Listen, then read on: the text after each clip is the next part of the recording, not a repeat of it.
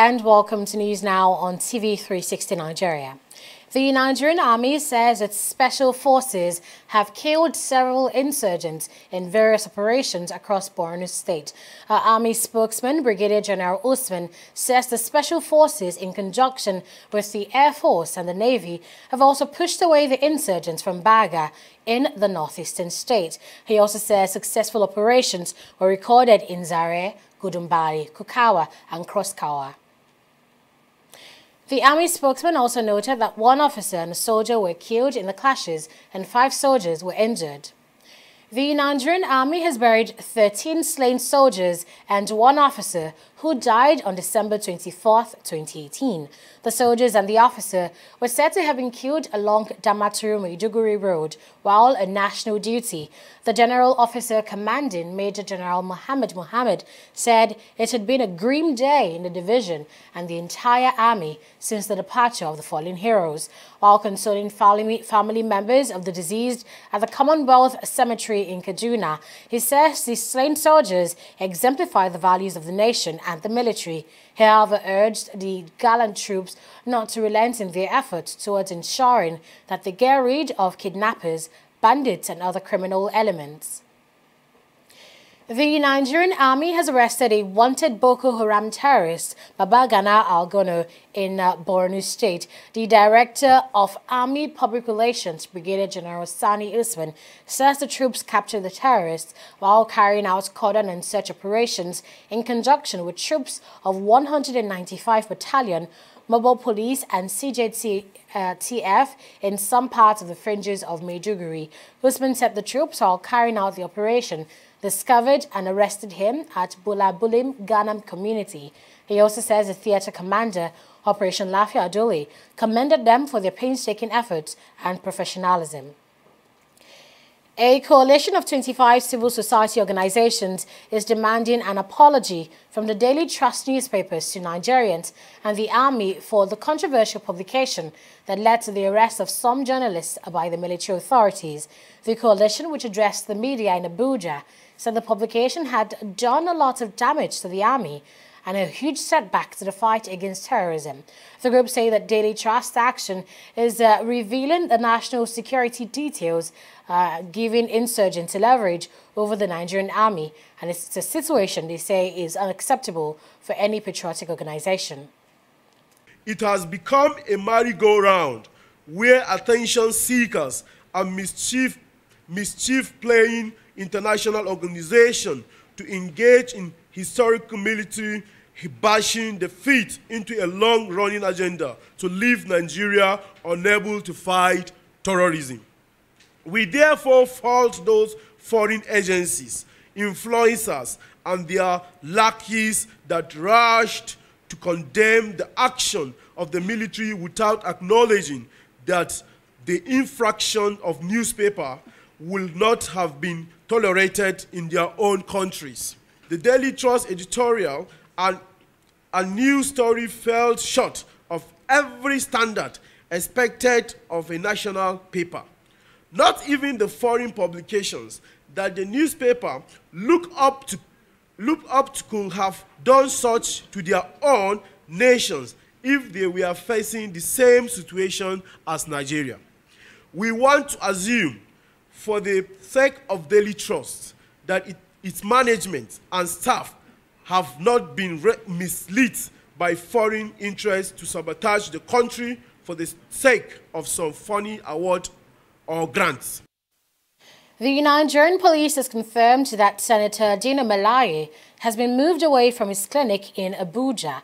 The police say the senator, who is wanted for criminal conspiracy and attempted culpable homicide, has been at DSS medical facility in Abuja for further medical attention. Melaye has been under medical supervision since he surrendered to the police in January. The force says it has obtained a warrant to detain him for 14 days.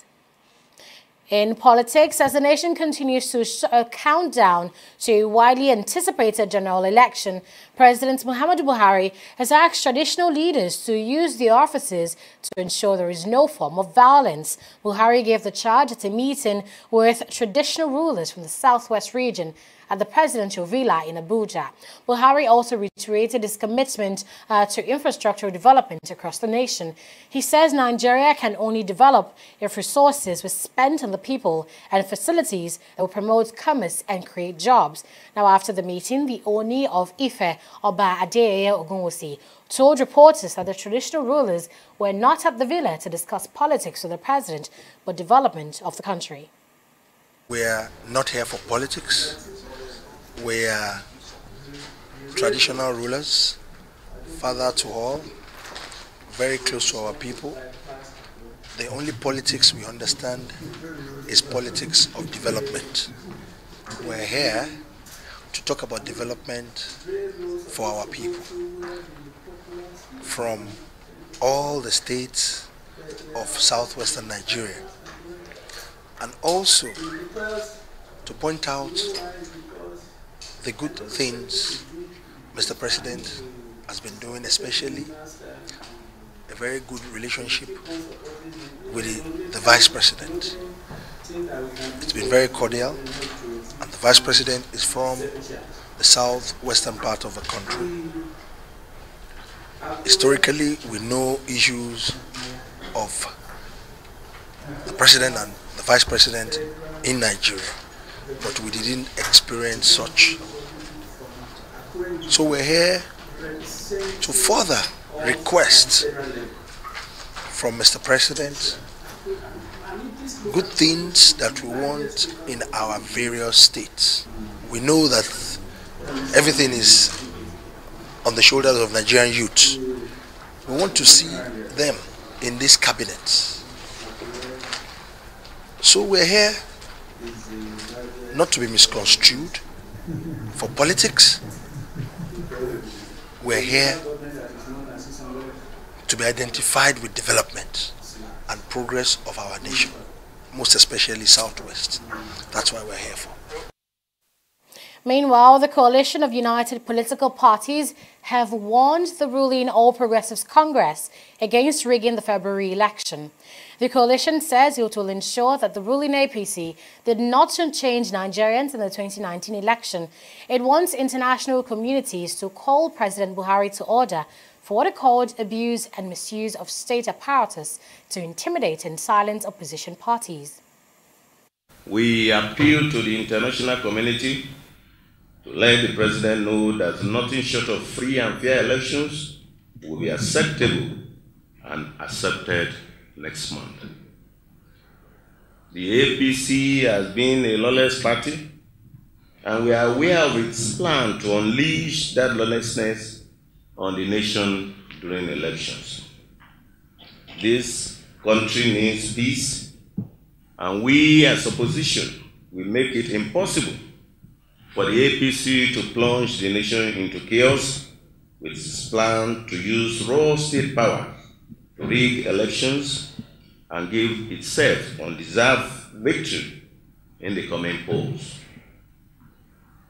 We promise to engage bumper to bumper anyone who wants to rig the elections. We also deplore the tardiness and the lack of political will on the part of President Buhari to make far-reaching and long-overdue reorganization of the security architecture of the country. This especially is a key reason for the deteriorating conditions of the nation's security, especially the fight against terrorism.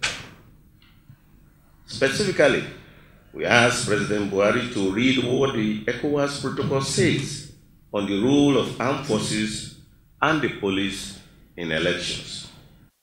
The presidential candidate of the Young Progressives Party, Kingsley Moghalu, has continued to reel out what he plans to achieve in office. The former deputy governor of the Central Bank of Nigeria has again promised to focus on job creation and employment if elected into office. Has also outlined plans to restructure the country. Our young people will have jobs.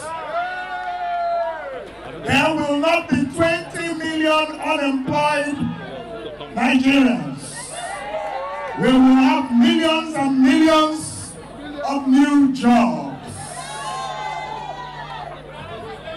In the next 4 years, we will heal Nigeria and build a new nation. That's how it will be. No be so. No be so. I beg, time don't reach. Time don't reach. It is time. It is time for something new, something different, something bold. It is time for a new Nigeria.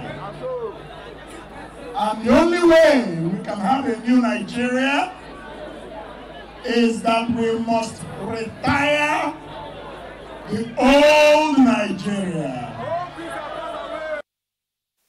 In Lagos, a former deputy national chairman of the People's Democratic Party, PDP, and that's Bode George, has confirmed that there is no rift in the party. The PDP leader, who was speaking at a stakeholders meeting in Lagos, says he's confident the party would win the forthcoming governorship election. I want to make it absolutely clear that this assembly today is about strengthening of peace and the deepening of amity in Lagos State People's Democratic Party. We are here to discountenance the deliberate misinformation running riot out there. Contrary to the misleading opinion in some sections of the media, our party is not disrupted by any infighting. We are woven in a united vision, summed up in a thoughtful unanimity of purpose. We are emboldened by a well-articulated truth and summative defining purpose and shared beliefs. Yes, we might have had our differences in the past during the strongly contested gubernatorial primary, but that is now in the past. The contest has been won and lost. We have moved forward. We are now one indivisible family. There is no rancor in our midst. There is no bitterness or hatred. We are no longer contesting anything with ourselves. Jimmy Agbaje is our gubernatorial candidate. We support him wholeheartedly and with total commitment. The governorship candidate of the party, Jimmy Agbaje, who was also present at the meeting, says his party is ready to end what he referred to as government for self in Lagos. If elected, he have vows to bring improvement to the health and education sector. There are two kinds of politicians. There are those that seek power for service, and there are those that seek power for self. What you have in Lagos today, those that have been in office for 20 years have had power for self. What we are running in Lagos is an oligarchy. And you can compare two different governments. You compare the Jakonde era, and you will see that it was power for service because you had education addressed, you had health addressed, you had water, you had housing, you had so much in 4 years. But in 20 years, whatever this government or these people have put there have been only to benefit themselves. We have gone back. Our education is worse.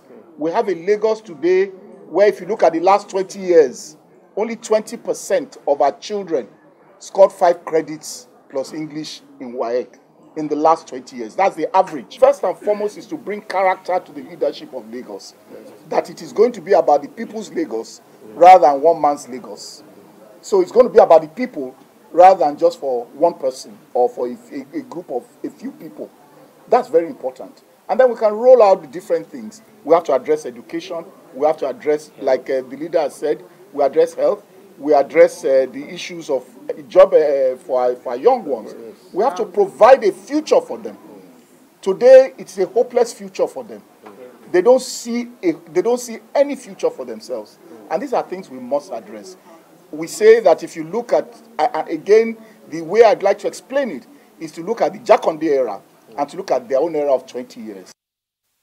Still on the elections, a commissioner in the Independent National Electoral Commission has assured that the body is ready for the polls. INEC has been in the eye of the storm in recent times as the time span for the election continues to narrow. But its Commissioner for Public Affairs, Festus Okoye, has assured that the body is well prepared for the polls. We are prepared for the elections, and as you recall, on the 9th day of January 2018, we released the timetable and schedule of activities for the general elections. We've been following our schedule and we've been following our timetable, and we've been carrying out all the activities in relation to the 2019 general elections. As you are aware, just last week, we released the voters register that will be used for the conduct of the 2019 general elections. We have procured shortfalls in terms of non-sensitive materials. Some of the non-sensitive materials have arrived, and in the next few days or few weeks, the sensitive materials will begin to arrive, and we've emptied all our zonal stores, getting them ready for the receipt of some of these materials. We have also finalized the regulations and guidelines for the conduct of the elections. All the political parties, civil society groups, domestic election observers, and the media, we get the final copy of the regulations and guidelines for the conduct of the 2019 general elections. We have also been conducting route training for various categories of ad hoc staff that will be deployed for the 2019 general elections. So we are getting ready, and we are following our timetable and schedule of activities assiduously. And news now returns shortly. Do stay with us. In the last 3 years, we have built a multi-purpose center, which is the envy of all in our constituency. And I can tell you that the people who are living there are already enjoying it. Guy, do you think what this man just said is true? See, I seriously doubt. I'm sure it's one of those their silly lies. And wait, do you know there's a way to find out if these things he's saying is true or not? This is the Construct app. It gives people like us a sure way to track implementation of constituency projects. It gives valid and verified information on location of projects, amounts allocated, amount funded, the level of job done, and even the profiles of concerned legislators. You and I can post directly on this app. Are you serious? This is the go-to app if you want to know how our Commonwealth is being expanded by the government. Wow. Let's even see if what this man said is true. Show me. The Construct app is developed by Other People Nigeria with support from USAID and is available on both Google Play Store and Apple Store. And it's true. Of course, I told you.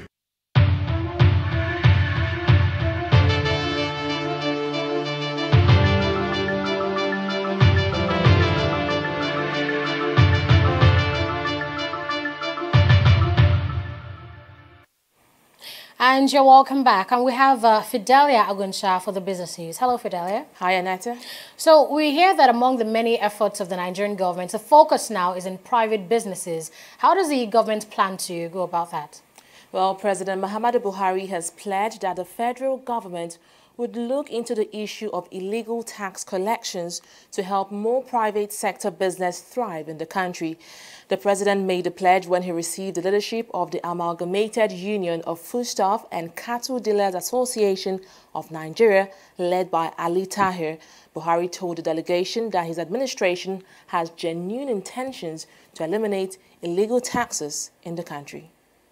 I have listened carefully to all your grievances and am appalled to learn that this illegal tax collection still persists.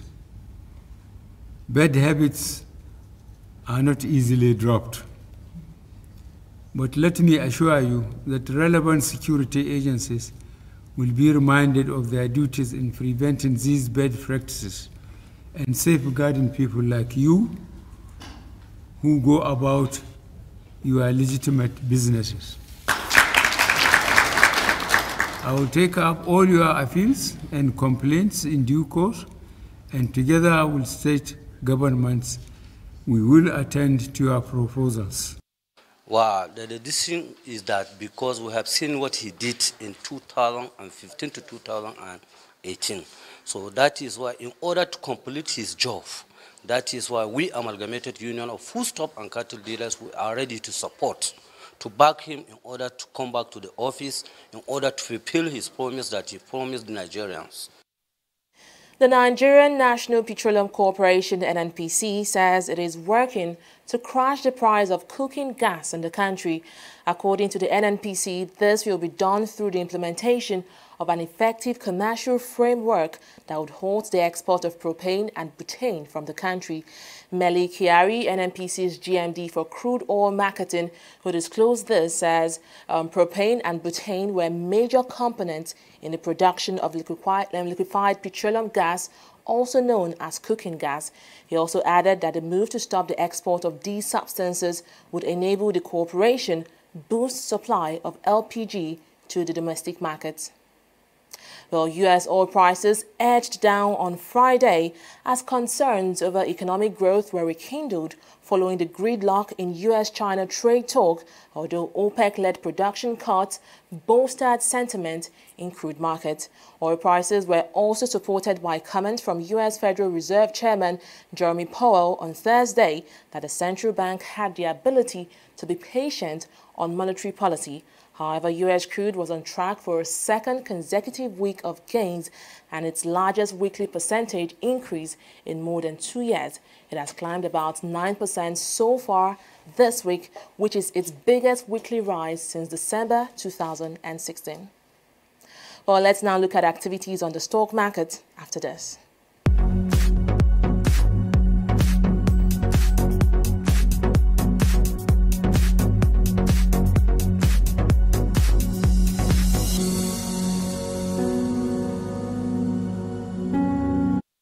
Well, the bulls for the second day maintained dominance at the NSE, with the market surging by 1.06%.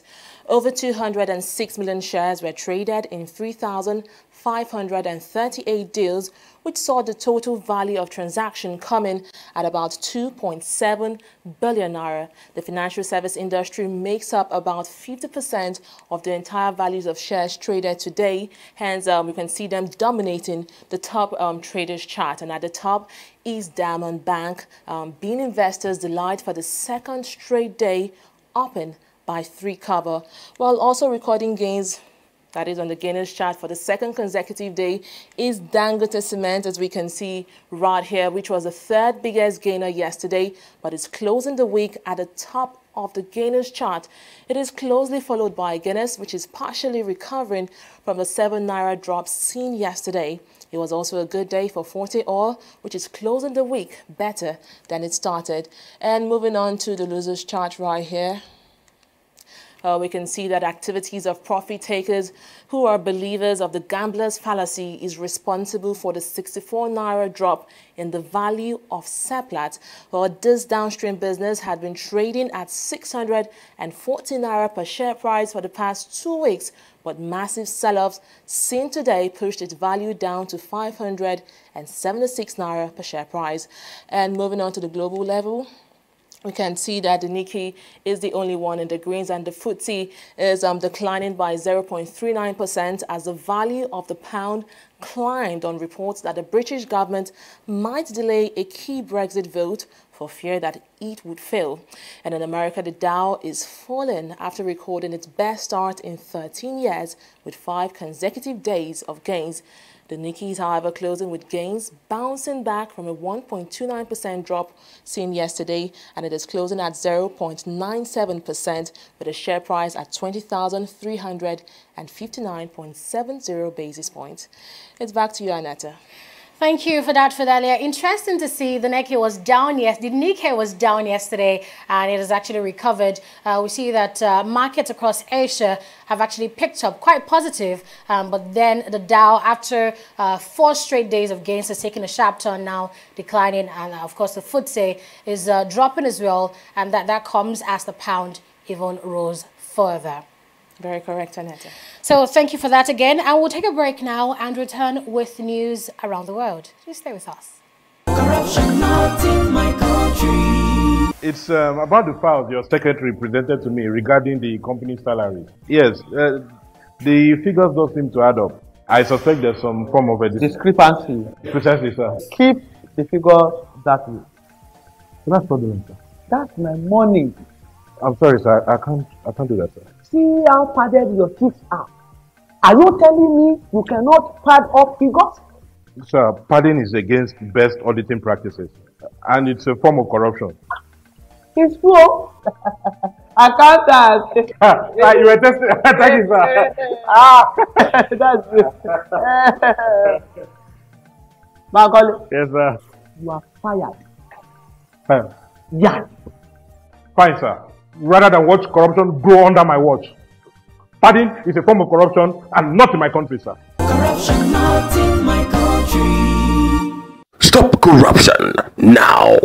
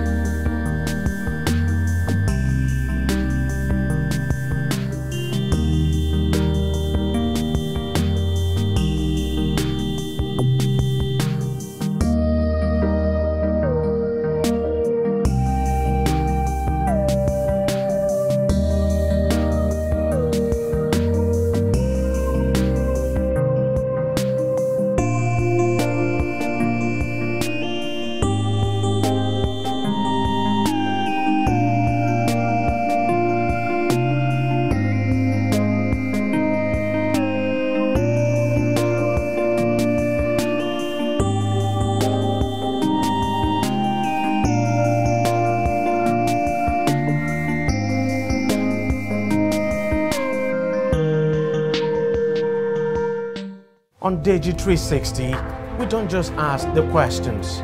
What is wrong with amending the Constitution the way the National Assembly members have been doing it? We seek answers.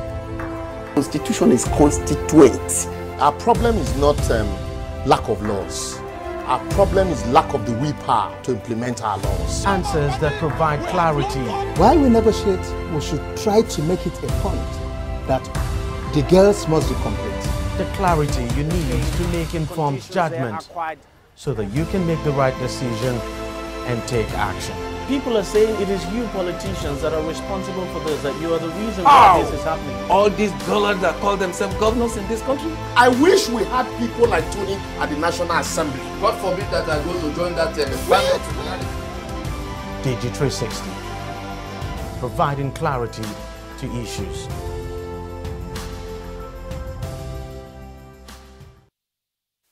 The defeated opposition candidate in DR Congo's presidential election has vowed to challenge the results in court.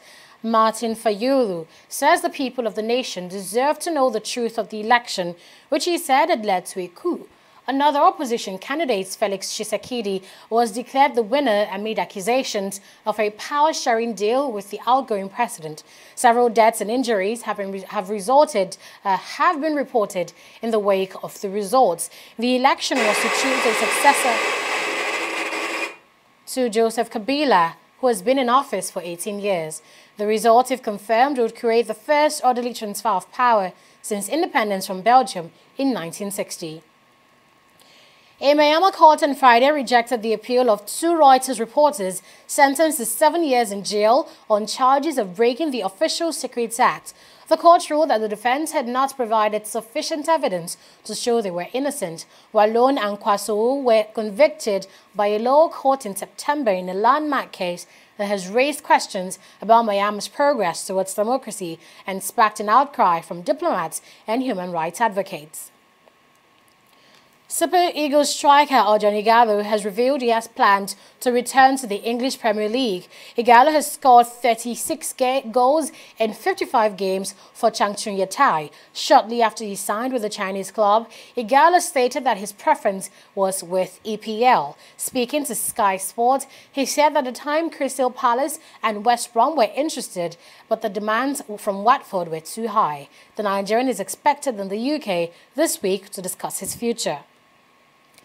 The European football's governing body, UEFA, have fined Paris Saint-Germain following crowd trouble at the Champions League home game against Red Star Belgrade in October.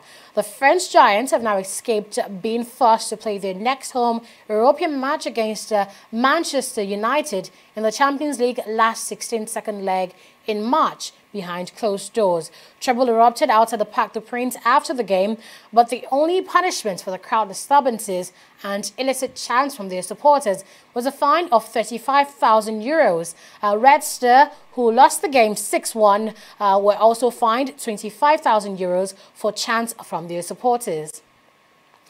Now, before we end the news, let's take a listen to the Vice President, Yemi Osinbajo, who talked about his party's confidence ahead of the polls. The Vice President was in Lagos on Friday as part of his campaign tour. Today, he was in the Alimosho area of Lagos as he continued to seek support for his re-election bid. Take a listen. We're extremely grateful, as usual, to the people of Lagos for the very warm reception always. And the door-to-door has been particularly informative. You know, one of the reasons why we do the door-to-door is because we want to ensure that we interact with the real people, with, you know, people in their homes, you know, people at their work, you know, and businesses.